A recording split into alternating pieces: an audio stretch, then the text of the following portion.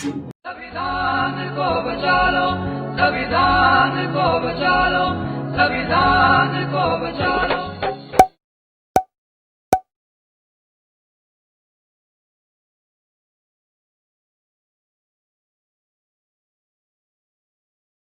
वाहिगुरु जी का खालसा, वाहिगुरु जी की फतेह। सत श्री अकाल, नमो बुद्धाय, जय मनवास साथियों, अस्सलाम वालेकुम, जय जोर साथियों। सभी का स्वागत है। मनुष्यता की आवाज़ है और गुरु नानक साहिब का फरमान है कि एक ओंकार और एक ओंकार के ही बच्चे हैं हम सब। तो हम जो चल रहे हैं प्रोग्राम लेकर, हमारा मकसद ये नहीं है कि आप लोगों को सिख बनाना, मूल निवासियों को सिख बनाना। हमारा मकसद है सिर्फ आपको अच्छी जानकारी दे देनी, सच्ची जानकारी दे देनी, और आप भी जैसे हमने सुकून महसूस किया है ब्राह्मणों की गुलामी से आज़ाद होकर, ऐसे ही आप भी महसूस कर सके। हमें जो नज़र आता है कि करोड़ों भाई साहब, करोड़ों भाई बहन हमारे जो है ब्राह्मणों की गुलामी में पिस रहे हैं। तो आज हम बात करेंगे फिर उसी किताब के बारे में। किताब का नाम है जागृत मूल निवासी जागृत समाज, और हमारा विषय चल रहा है जागो मूल निवासी जागो। इस बारे में बात करेंगे। तो आज के बारे में, आज का जो पार्ट हमारा है 24वां पार्ट है, और पार्ट में हम बात करेंगे आज कांग्रेस के बारे में, जानेंगे कांग्रेस का क्या रोल रहा है। कांग्रेस मनोवादी स्वार्थों को साधने व मूल्यवासी हितों को क्षति पहुंचाने में सफलतम संगठन।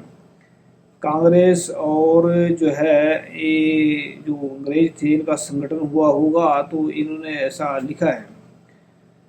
शैतान उपासक यूरोपियन संगठन प्रीशेन के अंग्रेज सदस्य मनवाद के शैतानी व शोषक गुणों के कारण उसके बहुत प्रशंसक थे। मनवादियों से गांठ-साठ करके उन्होंने मूल्यवासियों के शोषण का एक दीर्घकालीन षड्यंत्र रचा। इसके लिए थियोसॉफिकल सोसाइटी बनाई गई।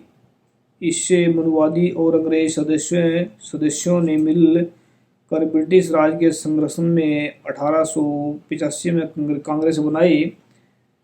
तब से लेकर आज तक फ्रीमेशन ही कांग्रेस का भूमिगत नियंत्रण करते हैं। कांग्रेस के माध्यम से भारत पर नियंत्रण है। केवल कुछ शीर्ष लोग ही इस शैतानी भारतों और षड्यंत्र को जानते हैं। इसी कारण से कांग्रेस में कभी भी लोकतंत्र नहीं पनपा। इस पूरे षड्यंत्र को बहुत गुप्त रखा गया, किंतु जब कांग्रेस व अंग्रेजों के सहयोग के लंबे इतिहास तथा कांग्रेस में लोकतंत्र की अवहेलना करते हुए इसके नेतृत्व के रहस्य विकास का अध्ययन करें तो सत्य साफ साफ झलकने लगता है। अभी कांग्रेस के बारे में बताया इन्होंने कि कांग्रेस ने जो है इनके साथ में समझौता किया अंग्रेजों के साथ में, और उसमें बताया है। तो एक हमारे विलास खैराट जी हैं, वह बोलते हैं कि जो कांग्रेस जो है आरएसएस की माँ है, और कांग्रेस जो शैतान का जो नाम है, इसने आरएसएस को पैदा किया और आरएसएस ने बीजेपी को पैदा किया। तो इसमें जो साफ साफ बता दें कि ये मूल निवासियों के हितों में नहीं है। मूल निवासियों को कैसे नुकसान पहुंचाना है, ये कांग्रेस का कांग्रेस काम कर रही है। स्वतंत्रता पूर्व शैतानों द्वारा सुनियोजित ढंग से स्वतंत्रता का आंदोलन कांग्रेस के नेतृत्व में धीरे धीरे चलवाया गया, ताकि भारतीयों में कांग्रेस की साख व नेतृत्व जम सके। मिली भगत से अंग्रेज पिछलते गए, कांग्रेस आगे बढ़ते गए। इस बीच अंग्रेज बहुत तेजी से उन सब अवस्थाओं को विकास कर रहे थे जिसने भविष्य में शोषण चक्र चलाना था। कांग्रेस के अंग्रेज आकाओं ने दल की कमान अपने मनवादी सहयोगियों को दे रखी थी, जिनकी सोच कर्म से मनुवाद, जातिवाद, संकीर्णता व स्वार्थ टपकता परे बगुला भगत बने रहते, कांग्रेस मनुवादी पाखंड व अंग्रेजी षड्यंत्र का योग था और है। तो स्पष्ट हो गया कि ये लोग जो है कांग्रेस कोई भारत के जो मूल्यवासी उनके हकों में नहीं है, इन्होंने बर्बाद करने के लिए ये कांग्रेस बनाई है जो इसमें मूल्यवासियों के लिए घातक है। और ये बावन विश्राम जी के बात करते हैं इसके बारे में, भाई ये कांग्रेस गलत है, ये सापनाथ और नागनाथ बीजेपी को बोलते हैं, ऐसा बोलते हैं। स्वतंत्रता पश्चात, स्वतंत्रता के बाद कांग्रेसी नेतृत्व ने देश में ब्राह्मणी वर्चस्व कायम किया। जब तक मूल निवासियों में चेतना का संभाव था, कांग्रेसी ब्राह्मणवाद का नंगा नाच हुआ करता था। स्वतंत्रता भारत के 65 वर्षों में से 52 वर्ष कांग्रेस शासन रहा। कांग्रेस ने से नेहरू परिवार की घोषित राजशाही स्थापित हुई। कांग्रेस हमारी हितैषी होने का ढोंग करती रही, पर केवल मनवादी स्वार्थ ही साधती रही। हमारे दुर्गत के लिए कांग्रेसी ही मुख्य रूप से जिम्मेदार है। बड़ी संख्या में आज भी हमारे लोग खूनी कांग्रेसी पंजे में के भ्रमजाल में फंसे हैं। ये किताब आप जरूर पढ़ें, क्योंकि किताब के अंदर बहुत सारी जानकारी सी दे रखी है। बहुत सारी पॉइंट मुझे नहीं पता है, लेकिन अगर आप पढ़ेंगे तो आपको लगेगा इसमें बहुत कुछ ऐसा दिया है जो हमारे हक में है, मूल निवासियों के हक में है।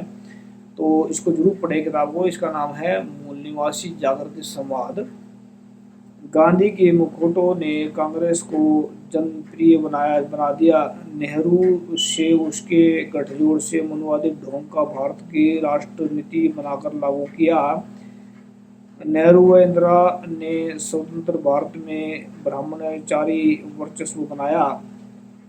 नीतियां व उद्देश्य: लोकतंत्र, समाजवाद, धर्मनिरपेक्षता, राष्ट्रवाद, घोषित व्यवस्था।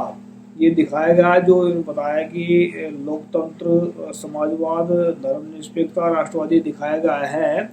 और घोषित व्यवस्था क्या है? तानाशाही, पूंजीवाद, ब्राह्मणवाद, जातिवाद।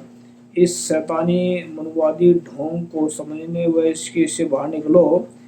कांग्रेस व गांधी के ने अछूतों के साथ क्या किया? गांधी व कांग्रेस के बारे में बाबा साहब की पोल खोल करती पठनीय ग्रंथ है।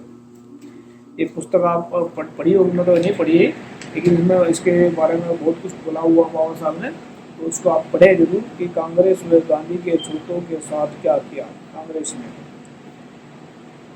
कांग्रेस व गांधी ने अछूतों के साथ क्या किया, ये पुस्तक का नाम है। तो जरूर आप पढ़े इसको, तो इसमें बहुत जानकारी मिल सकती है। शैतानी मनुवाद और सनातनी मनुवाद। जैसे बोलते हैं ना, एक हमारे साथी हैं जो हमारे साथ जुड़े हुए हैं फेसबुक पर, उनका नाम संजय कुमार। वो बहुत सारा कहते हैं सनातन धर्म आ रहा है, तो सनातन धर्म आ रहा है ऐसा बोलते बोलते कि वो बहुत सनातन में से निकले सभी के सभी। तो इसमें लिखा सनातनी मनुवाद। तो सनातनी मनुवाद क्या क्या रोल है दिखते हैं। 19वीं शताब्दी से मूल निवासी जागृति के बढ़ने व 1920 से मताधिकार आ जाने से मनुवाद समाज सत्ते में आ गया। अब बहुसंख्यक होना सत्ता में होने के लिए जरूरी था। साथ ही जागृति को रोकने के लिए मनुवाद की ऐसी नई शाखा व्याख्या भी आवश्यक थी जिसके लिए मनुवादी भ्रमित हो सके। आरएसएस भ्रमित करने वाले मनुवाद संगठन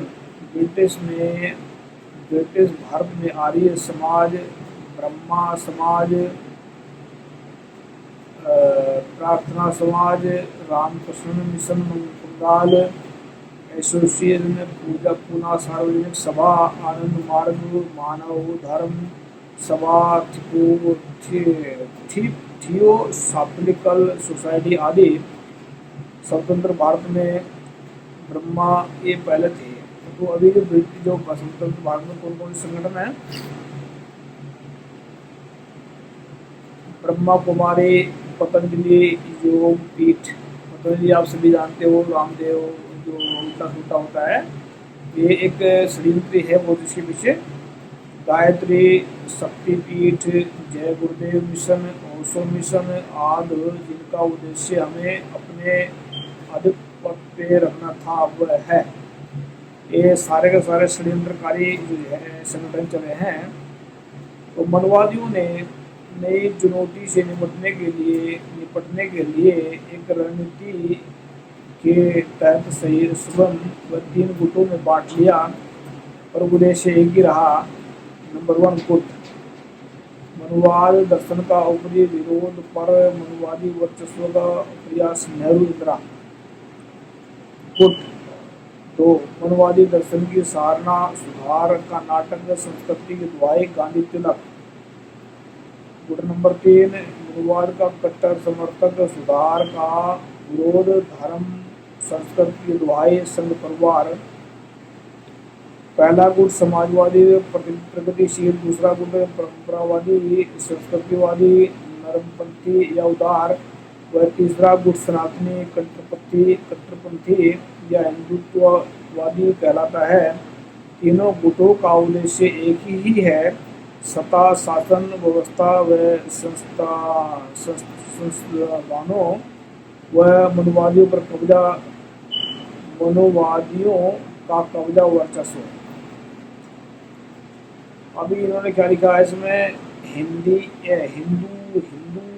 असीमता, हिंदू राष्ट्र व हिंदू राष्ट्रवाद।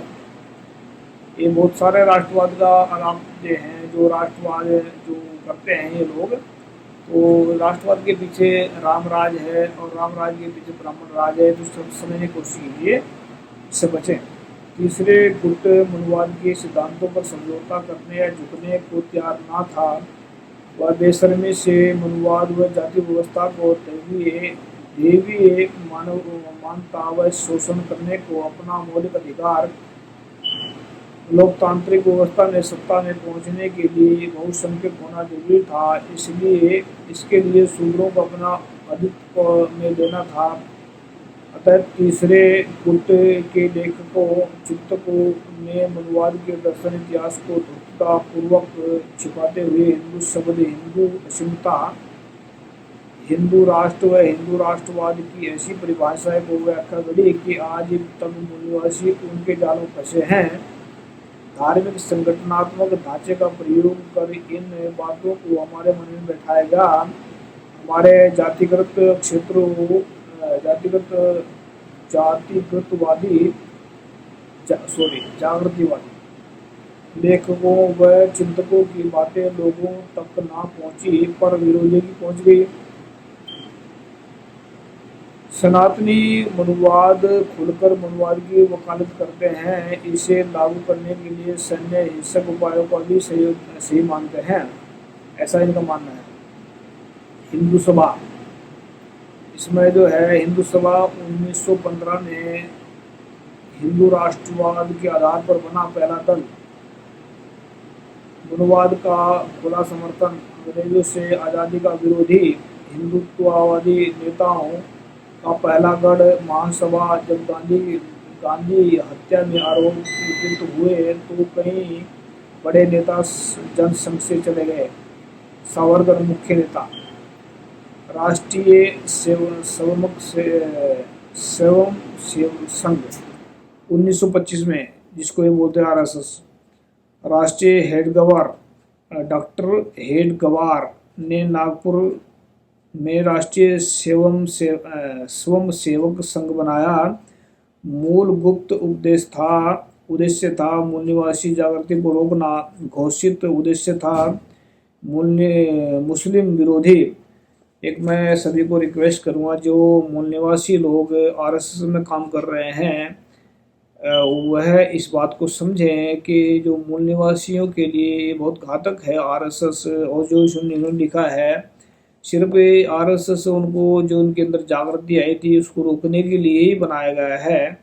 तो इस पर हमें सभी से रिक्वेस्ट करते हैं, जो मूल निवासी हमारे भाई बहन इसमें RSS के अंदर में इसमें जो है धोखे से चले गए या उनको घुमाया गया है, तो वो प्लीज़ उससे बाहर निकले, छोड़ के उसको, क्योंकि बर्बादी मूल निवासियों की हो रही है उधर आरएसएस में, तो बर्बादी उनकी है। अगर वो फिर मारने जाते हैं लोगों को, मुसलमानों को मारते हैं या किसी और को मारते हैं, तो आरएसएस मूल निवासियों की बर्बादी होती है। तो हम चाहेंगे, रिक्वेस्ट करेंगे उनके आगे कि वो उसको छोड़कर अपना एक जो एजेंडा है उसको सेट करें, मूल निवासियों का सहायता करें, क्योंकि मूल निवासी भाई भाई है, बाकी सब कसाई हैं। मुस्लिम विरोध ये वृक्ष समय के साथ बढ़ता गया। हमारी जागृति बाधिक हुई व हम मनवाद के जाल में गहरे उलझ गए। हेडगेवार। महाराष्ट्र फूलेजी साहूजी व बाबा साहेब की कर्मभूमि था, जहां उनके आंदोलन से मनवाद कांप उठा। इसके प्रभाव को खत्म करने के लिए महासभा और संघ भी यहाँ जन्मे। इस उद्देश्य के लिए कांग्रेसी मनवादियों का साथ पर्दे के पीछे सदा मिलता रहा। गोलवलकर। सनातनी मनवाद के राजनीतिक चेहरे हिंदू महासभा, भारतीय जनसंघ, जनता पार्टी, भारतीय जनता पार्टी, शिवसेना, जो भारतीय जनता पार्टी आजकल जो सत्ता में चल रही है, ये भी आरएसएस का ही है। महाराष्ट्रवादी गोमांतक पार्टी, हिंदू मुनानी राम राज्य परिषद, भारतीय जनसंघ पार्टी, इनमें से भारतीय जनता पार्टी सबसे सफल रही। व अयोध्या उपद्रव बचाकर संघ की खुली व कांग्रेसी की छिपी पद्धति से मार्च 1998 से 2000 तक सत्ता में रही। संघ परिवार। अब संघ परिवार के बारे में बता रहे हैं, क्या है संघ परिवार। अभी जो मूल निवासी अगर इस वीडियो को सुनेंगे तो मैं इसको ध्यान से सुने, और मूल निवासी इस ब्राह्मणवाद के जाल से निकल सकते हैं। जागृति हम फैला रहे हैं, तो हमारा मकसद ये नहीं है कि हम किसी को कमज़ोर कर रहे हैं। हमारा मकसद हमारे मूल निवासी भाइयों को बाहर निकालना गुलामी से। संघ परिवार के 36 से अधिक संगठन विभिन्न क्षेत्रों में जैसे समाज, शिक्षा, राजनीतिक, प्रकाश, मीडिया आदि में सक्रिय हैं। इसकी 45,000 शाखाएं में से 70-80 लाख स्वयंसेवक अधिकांश मूल निवासी हैं। इसके स्कूलों का देशव्यापी जाल, स्कूल 28,861 छात्र, 32 लाख विषैली सोच फैलाता है। संघ सोच व शिक्षित मनवादियों में अधिक हैं। संघ के लोग इससे संगठनों के बाहर भी अन्य संगठनों में सक्रिय हैं। व्यापार व उद्योग जगत, मीडिया, साहित्य, प्रशासन, सेना, पुलिस, गुप्तचर एजेंसियां आदि में बड़ी संख्या में है। ये चुपचाप संघीय एजेंडे को आगे बढ़ाते रहते हैं। तो साथियों, ये आरएसएस के बारे में, कांग्रेस के बारे में बताया इन्होंने। तो जो आने वाले वक्त में हम बात करेंगे अहम घटनाएं, और ये जो हमने बात करी है जो कांग्रेस के बारे में और आरएसएस के बारे में, तो आरएसएस के बारे में आप सभी जानते हैं कि जो भारत के लिए खतरनाक है, और आने वाले वक्त में ये बहुत कुछ गलत भी करने वाले हैं। तो इसमें हम सभी को सावधान करने की ज़रूरत है हम सभी को। तो आने वाले वक्त में हम बात करेंगे इस दूसरे पार्ट 25 में। तो सभी का धन्यवाद जिन्होंने कमेंट किया और सभी ने सुना। तो साथियों, टीवी आपका अपना है, तो जुड़े रहें और लाइक करें इस पेज को। थैंक यू सभी का। वाहिगुरु जी का खालसा, वाहिगुरु जी की फतेह। सत श्री अकाल, नमो बुद्धाय, जय बोलो साथियों।